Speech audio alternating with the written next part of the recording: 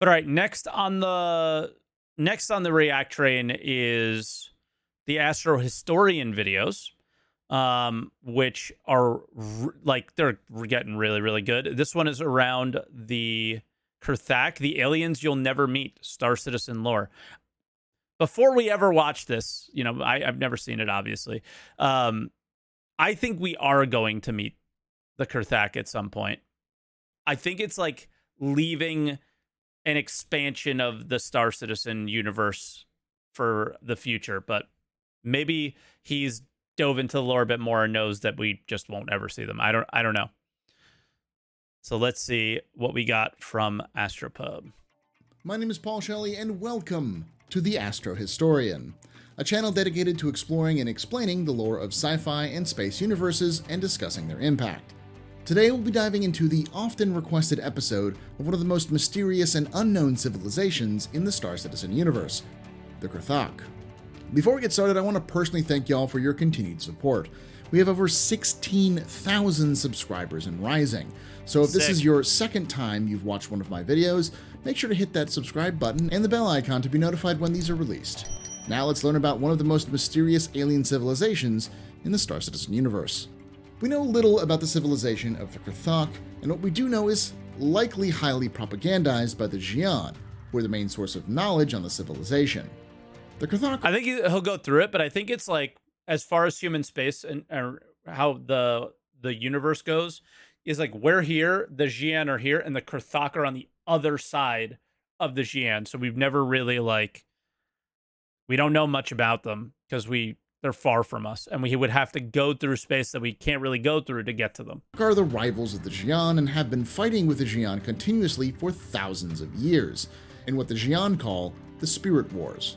The Spirit We also Wars, know their okay. home system, Krell, is on the opposite side of Xi'an space, far away from human space. Finally, the name Kurthak does not conform to the Xi'an language, which implies that the name is likely what the civilization calls themselves and not a name given to them by the Xi'an. Beyond that, we have little explicit information about the civilization.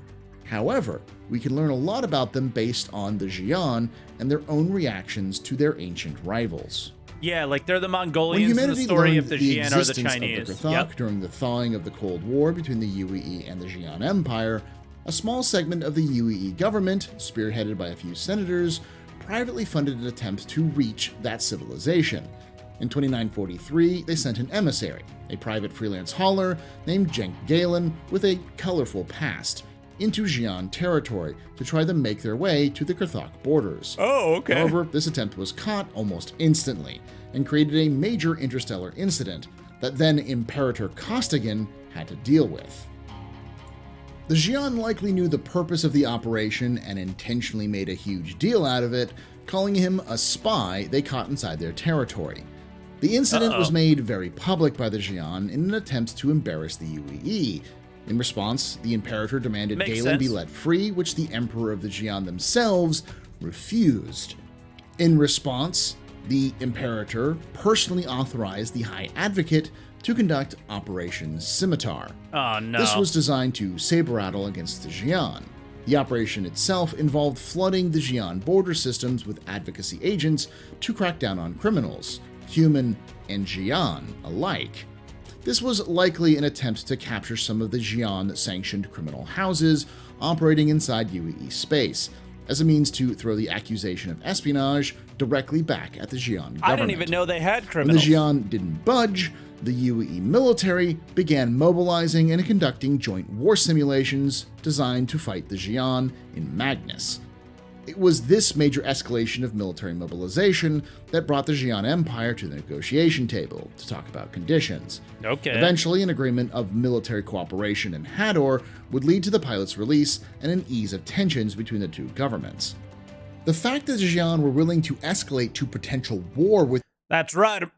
We strong-armed them. the UEE over a Hell single yeah. traitor who likely barely made it into their systems should indicate how much the Xi'an fear humanity and the Kurthak even talking with one another.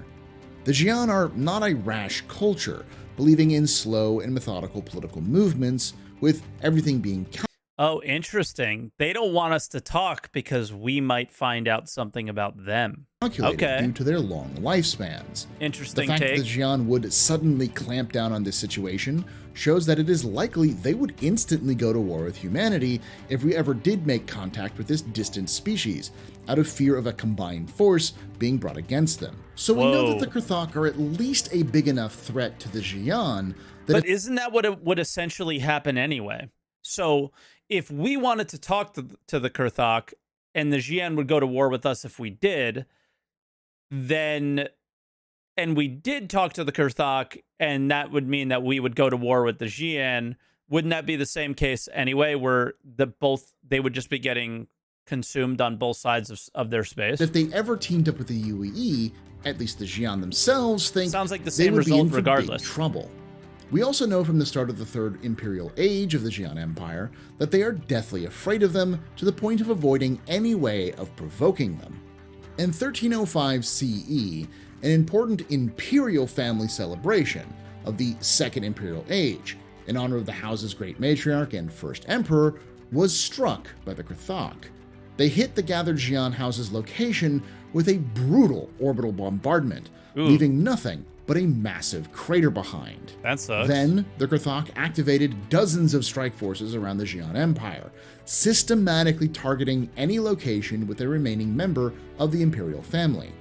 When the dust had settled, countless innocent Xi'an had died, but the Krthok's plan had succeeded. The entire imperial family had been eliminated, and their house's long reign was over. Because being the emperor required a specific genetic mark, this strike was purposely designed to erase that entire genetic marker. The Krthok knew this would throw the Xi'an into a succession crisis and Holy internal shit, that's chaos. some Order 66 This period of stuff. strife is known as the Dark by the Xi'an, which should give you an idea of how devastating this was to their civilization. This happened almost 1,000 years after the start of the Spirit Wars between the two civilizations. So when this happened, the Xi'an war effort against the Krthok began to fall apart due to a lack of coherent command and direction from a central house. Eventually, the consensus was reached by the great houses that the only way to find a new emperor and restore order was to negotiate peace with their longtime enemy, which, surprisingly, the Krthok seemed to be okay with. Okay. At this point, That's it's weird. important to illustrate that we only know this information from the perspective of the Xi'an and what they were willing to give us. However, we can still analyze what they have given to try to understand the motive behind their side of the story. The fact that we learn of them as ruthless, caring not for the innocents killed, illustrates that the Xi'an want to paint the Krthok as barbarians. Yeah. Their quick decapitation also tells us that the Krthok are efficient and skilled, deceptive but equal adversaries to the Xi'an. The fact not that somebody decades you of would wanna fighting cross. continued even after the loss of the imperial family is an attempt to show that the Xi'an By the way, these concept arts are so old. Like the Xi'an had these like vertical ships, right? I hope we get to see these kind of things, like just wildly different than everything that we have now. I just hope one day there's more Xi'an ships that we don't even have to own or be able to use ourselves, but to come across would be really sick. are strong and united, even if there is no leader, while also showing their need for a strong central figure in order to maintain their society. Remember that this is also likely the simplest versions of these events, taught to the average Xi'an and not bold-faced lies, because by now, there have been enough Xi'an defectors to the UEE who would have known this story growing up in school. Okay. Still likely propaganda, but important to note that this is likely still a popular story told about the rise of the Third Imperial House.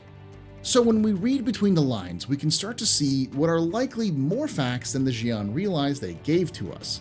Because the Krthok were able to insert strike teams deep inside Xi'an territory to perform an almost instantaneous strike on the entire Imperial household that are... But meanwhile, humans try to make a sneaky enter and exit at a Xi'an space and we get caught right away. Why are they so scared of humans? We seem pretty fucking stupid. near peer with the Xi'an, That What if kind they have of stealth technology, technology? tactics, and skill means they likely had the ability to push any advantage made in the aftermath, possibly even bring down the entire Xi'an Empire, as it was decades of arguing after the attack before the Xi'an offered ceasefire terms. However, they didn't press the advantage. They seemed to hold their ground. The Xi'an gave us no indication of a massive loss which forced them to the table, but a crisis of leadership. To me, this points to the fact that the Krthok weren't the aggressors in this conflict. The Xi'an were. Okay. This is further corroborated when we learn that when the Third Age came about, with the ascension of the House Krei to the Imperial family, after the ceasefire, they banned all exploration in the direction of the Krthok and redirected their efforts away from that space. Funny enough, this would drive them directly into human space many years later. While the Xi'an may never admit it, it seems like they kicked a hornet's nest and regretted it, and now are far too scared to try and press their luck again, being happy to maintain the ceasefire for thousands of years. Interesting. So, this ancient enemy of the Xi'an, with the ability to destroy an entire family lineage that is likely the best guarded family in one of the most advanced civilizations in the galaxy, is not an expansionist species. They want to be left alone, using their significant power only when they are threatened and willing to back down in order to maintain their They're a fallen empire in Stellaris. territory. Using some meta information from the developers, Don't we land on also their know holy that worlds. At least at one point, the Krthok were intended to be a heavily information-based species with a near instantaneous communication ability. Thus, they could communicate between star systems in the blink of an eye in some way. This would go a long way to explaining how they could coordinate their strike to eliminate the entire Imperial family in such a short time. However, this statement was made by Eric Peterson, who no longer works for CIG, and has said that the idea has evolved since his time there. So we should take that with a grain of salt, as it has likely changed or evolved. Dude, that is a long. That's when Wingman's hangar was the thing. Like, we're talking, this is a 10-year-old story that may have completely changed. With this all being said, this leads me to my theory on the civilization. I believe that the Krthok are an AI race, either built by the Xi'an or another long-dead or merged creator species. Their technological prowess, No way. and the name the Xi'an gave their conflict with them, the Spirit Wars, would be explained if they were species of artificial intelligences without souls. It would also help explain how they could infiltrate some of the most secure space in the galaxy to perform that assassination.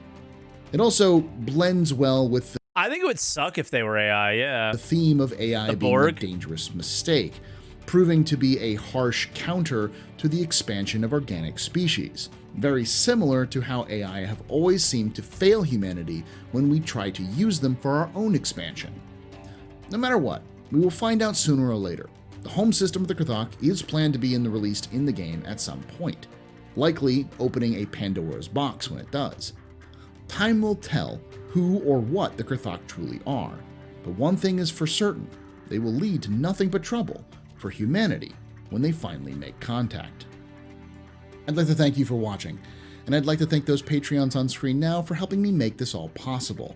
If you want to join them, the link is in the description. For as little as $5 a month, you get early access to videos just like this, including a timed exclusive covering the entire history of the Star Citizen universe, whose first episode has recently been released for the public. Check it out now to see what $5 a month will get you. Sick.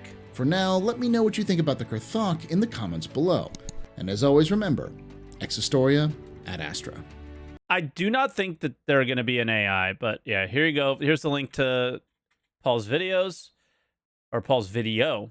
I don't think they're going to be an AI. I wouldn't like it. I would like another organic, but at the same time, we have no AI alien races in this game. We have no Geth. We have no Borg. We have no Cylons, right? So, as Star Citizen does take from many other genres or other I guess universes in the genre, that would be